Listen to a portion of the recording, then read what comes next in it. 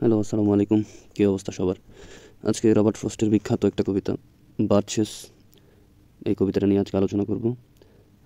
কবিতাটা line by line বোঝার চেষ্টা করব এবং এটা থিম সম্পর্কে আমরা আলোচনা করব। সো কবিতাটা বুঝতে হলে একটু কবিতাটার ব্যাকগ্রাউন্ড সম্পর্কে একটু আলোচনা করি আগে। এই কবিতাটার মেন থিমটা হচ্ছে আসলে contrast between reality and imagination.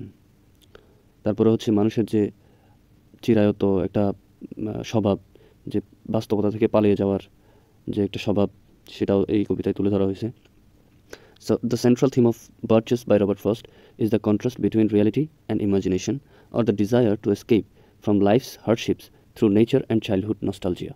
So এই কবিতাটা মূলত হচ্ছে রিয়ালিটি এবং ইমাজিনেশনের একটা কন্ট্রাস্ট, এবং যে ডিজায়ার, মানুষের যে ইচ্ছা, জীবনের যে কঠিন পরিশ্রম, এগুলো থেকে পালিয়ে যাওয়ার যে একটা ইচ্ছা, সেটা তুলে ধরা হয়েছে। এবং এই কবিতায় কীভাবে সেটা তুলে ধরা হয়েছে, সেটা হচ্ছে through nature and childhood nostalgia, নেচারের মাধ্যমে এবং চাইল্ডহুড বা ছোটোবেলার স্মৃতিকাতরতার মধ্য দিয়ে।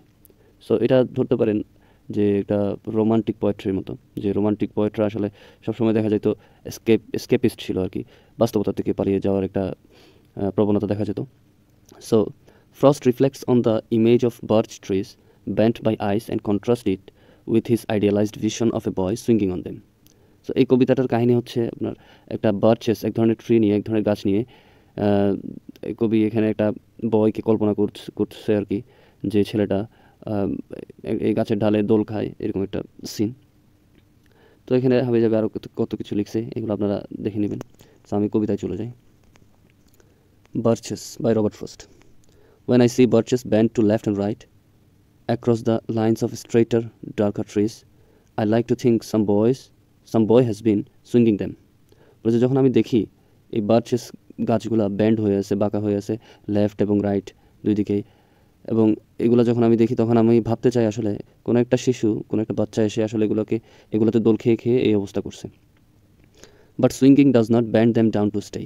কিন্তু যখন বাচ্চারা আসলে সুইং করে বা দোল খায়, তখন এটাকে এভাবে থেকে যায় না, এই ডালগুলো আসলে এভাবে বাঁকা থেকে যায় না। অ্যাজ আইস স্টর্মস ডু, যেভাবে আসলে একটা তুষার ঝড় করতে পারে আর কি, তুষার ঝড় যেভাবে একটা ডালকে বাঁকা করে দিতে পারে, ওইভাবে একটা শিশু পারে না দোল খাওয়ার মাধ্যমে।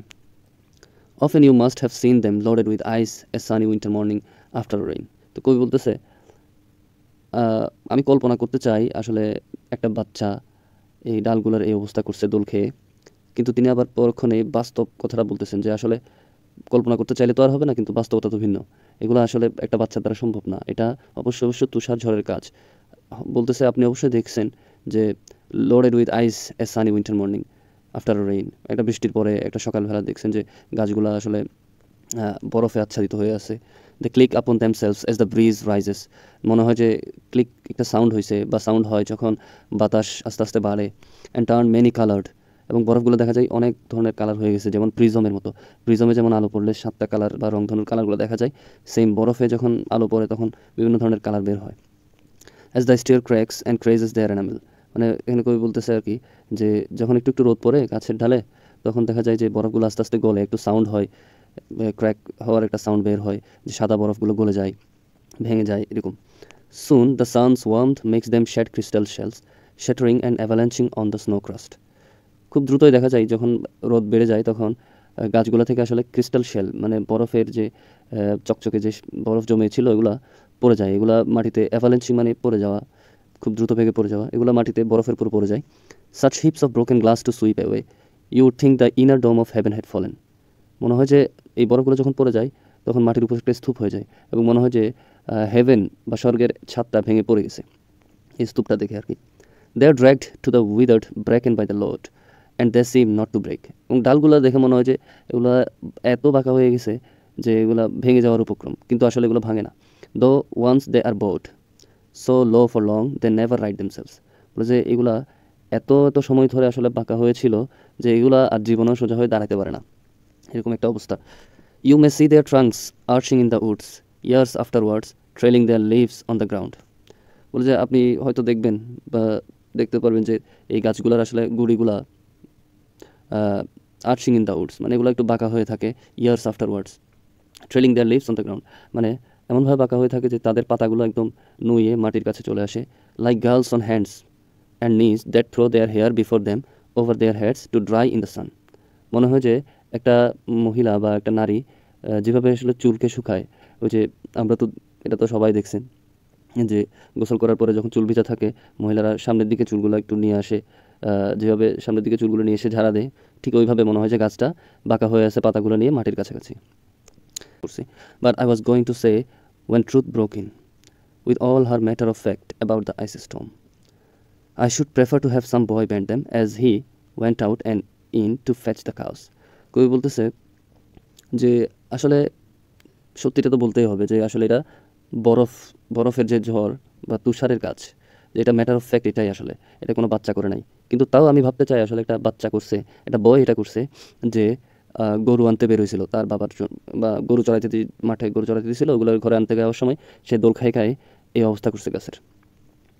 বলছে some boy too far from town to learn baseball whose only play was what he found himself summer or winter and could play alone. বলছে এমন একটা ছেলে, যে ছেলেটার কথা আগে বলছিলেন আর কি, এমন একটা ছেলে যে খুব দূরে থাকে আসলে শহর থেকে বেসবল খেলার পক্ষে, সে আসলে বেসবল খেলতে পারে না। Whose only play was what he found himself summer or winter and could play alone. বলে যে সে নিজেই যে খেলাটা বানায় ওটাই তার একমাত্র এন্টারটেনমেন্টের উপায় আর কি, সে একাই খেলে এখানে। One by one he subdued his father's trees. তো তার খেলাটা কি, তার খেলা হচ্ছে এই যে গাছগুলো বাড়ছেছে চড়া, এগুলো ডালগুলোতে দোল খাওয়া। সে একটা একটা করে তার বাবার যে গাছগুলো ছিল সবগুলোরে পোষ মানাইছে, মানে হচ্ছে সবগুলোতে তার চড়া হয়েছে। By riding them down over and over again. সবগুলোকে কীভাবে বশ মানাইছে, ওগুলোতে চড়ার মানে বারবার চড়তে আর কি। Until he took the stiffness out of them. সে এতই চড়ছে যে সে ওইখান থেকে আসলে ডালের যে একটা দৃঢ়তা থাকে, স্টিফনেস, ওইটা একদম বের করে নিয়ে আসছে, এগুলোকে একদম লুলা বানায় ফেলছে আর কি। And not one but hung limped, not one was left for him to conquer. মানে একটা গাছও সে বাকি রাখে নাই, সবগুলো গাছে সে আসলে বিজয় করছে, কনকর করছে। He learn all there was to learn about not launching out too soon and so not carrying the tree away clear to the ground.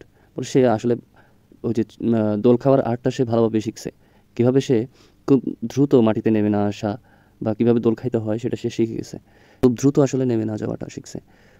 He always kept his poise to the top branches climbing carefully. সে তার পোজটা ধরে রাখছে, খুব সাবধানে সে ঢালের একদম টপে উঠতো। With the same pains you use to fill a cup. এতই সাবধানে যে তুমি যদি একটা কাপকে ফুল করো আপ টু দ্য ব্রিম, একদম লাস্ট পর্যন্ত, and even above the brim, এবং মানে ঢালতেই আসো কিন্তু পানি পড়বে না, এতই সাবধানে তুমি ঢালতেছো আস্তে আস্তে আস্তে আস্তে। ঠিক সেমভাবে সে খুব সাবধানে এই গাছগুলো চূড়ায় উঠতো। Then he flung outward feet first with a swish. তারপরে সে ধূপ করে একটা শব্দ করে, সুইশ একটা শব্দ করে জাম্প দিয়ে দিত, প্রথমে পা ছেড়ে দিত আর কি। Kicking his way down through the air to the ground, মানে একদম বাতাস থেকে মাটিতে নেমে আসতো। So was I once myself a swinger of birches. বলে যে ওর মতোই আমি একসময় বার্চেসের সুইঙ্গার ছিলাম। কবি এখানে নস্টালজিক হয়ে গেছে, তার শৈশবে ফেরত গেছে আর কি। And so I dream of going back to be. এবং কবি বলতেছে আমি আসলে ওইখানে ফেরত যাইতে চাই। আমরা যেমন সবাই কোনো না কোনো সময় ভাবি যে একটু শৈশবে যদি ফেরত যাইতে পারতাম, কবিও সেম বলছে সেই পুরোনো দিনগুলোতে আমি একটু যাইতে চাই। It's when I am weary of considerations and life is too much like a pathless suit where your face burns and tickles with the cobwebs broken across it and one eye is weeping from a twigs having lashed across it open. কবি বলতেছে আমার বারবার এই কথাটা মনে হয় যে আমি আবার ওই জায়গায় ফিরে যাই যখন এই যে লাইফের হার্শনেস আমি ফেস করি। কবি এখানে লাইফের হার্শনেস বুঝাইতে একটা এলিগরি টানছে, যে মনে করেন যে আপনি বনের মধ্যে দিয়ে হেঁটে যাচ্ছেন, তাহলে আপনি একবার ওই যে ডালের গুথা খাবেন, তারপর হচ্ছে আপনার একটা মাকড়সার জালে আটকে যেতে পারেন। তো এই ধরনের অনেক কিছু আপনি ফেস করবেন। তো এগুলোকে তিনি আসলে লাইফের একটা বাধা হিসেবে তুলে ধরছেন। এরপর তিনি বলতেছেন I would like to get away from earth a while and then come back to it and begin over. বলছে আমি চাই হচ্ছে কিছুক্ষণের জন্য এই পৃথিবী ছেড়ে চলে যেতে, and then come back to it and begin over. বলছে আবার চলে আসবো এবং নতুনভাবে শুরু করবো। May no fate willfully misunderstand me. বলে যে কেউ যেন আমাকে ইচ্ছা করে ভুল না বোঝে। মানে কবি এখানে বলতেছে তিনি কিন্তু স্কেপ, যে রোমান্টিক কবিদের মতো, টিপিক্যাল রোমান্টিক পোয়েটদের মতো স্কেপিস্ট না। তিনি বলতেছেন আমি যাব কিন্তু আবার ফেরত আসবো। তিনি অনেকটা এখানে প্র্যাকটিক্যালও। সো তিনি বলতেছেন যে কেউ যাতে আমাকে উইলফুলি ভুল না বোঝে, হয়তো গডকে বলতেছেন বা মৃত্যুর দেবতাকে বলতেছেন। And half grant what I wish and snatch me away. বলছে আমার মনের আশা অর্ধেক পূরণ করিয়েন না, যে আমি বলছি যে আর্ট থেকে চলে যেতে চাই, আমার আর্ট থেকে নিয়ে গেলেন ঠাস করে, এমন না ব্যাপারটা। নট টু রিটার্ন, আবার ফেরত আসতে দিয়েন না, এরকম করিয়েন না ভাই প্লিজ। কবি বলতেছে earth is the right place for love. বলছে পৃথিবী হচ্ছে ভালোবাসার জন্য শ্রেষ্ঠ জায়গা। I don't know where it is likely to go better. আমি জানি না আর কোথায় এর চেয়ে ভালো আছে। I would like to go by climbing a birch tree. বলে আমি কীভাবে যাইতে চাই পৃথিবীটাকে, মানে পৃথিবী থেকে কীভাবে যেতে চাই, বলে যে একটা বার্চ ট্রিতে সুইং করে মানে দোল খেয়ে যেতে চাই। And climb back branches up A snow white trunk. বলে যে আবার ফেরত আসতে চাই কীভাবে, ওই যে যেভাবে একটা গাছের চূড়ায় ছেলেটা আস্তে আস্তে উঠছিল, তারপরে ওইখান থেকে ডাল ধরে জাম্প দিয়ে মাটিতে নেমে আসছিল, ঠিক ওইভাবেই কবি বলতেছে আমি পৃথিবী ছেড়ে চলে যেতে চাই, পৃথিবী ছেড়ে চলে যেতে চাই ওই যে গাছের চূড়ায় ওঠার মতো, আবার পৃথিবীতে চলেও আসতে চাই ওই যে ছেলেটা যেভাবে আসলে পৃথিবীতে নেমে আসছিল। And climb black branches up a snow white trunk toward heaven till the tree could bear no more. But dipped it stopped and set me down again. বলছে আমি এমনভাবে উঠবো যে আস্তে আস্তে উঠতে উঠতে গাছ যতক্ষণ আমাকে আর নিতে পারবে না, মানে নিচে নামাই দিবে বাঁকা হয়ে, ততক্ষণ পর্যন্ত উঠতে থাকবো। That would be good both going and coming back. বলছে এটা খুবই ভালো হবে যে আমি যেতে পারবো আবার চলেও আসতে পারবো।